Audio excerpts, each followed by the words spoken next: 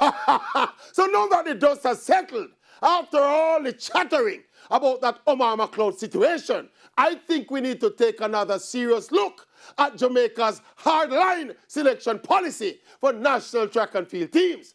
The national trials, renamed the national championships, no matter what them call it, it is still an exercise geared at selecting our best team to represent the country at the highest level. As long as we can agree on that, then there must reasonably be some kind of allowance for extenuating circumstances. This policy, as instituted, was a clone of the United States selection policy. And again, this notion that anything America do, Jamaica must do, is myopic and devoid of context. America's athletics pool is much deeper and is 20 or 30 times that of Jamaica in terms of numbers. So what worked for America don't necessarily work for Jamaica. What if Shelley and Fraser Price did slip and slide and drop and failed to finish at the trials?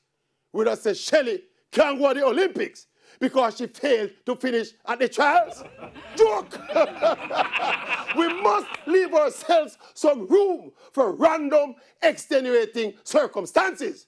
Make the top 2 spots at the trials automatic, and the J3As hold on to the other spot for emergency. Yes. And speaking of emergency.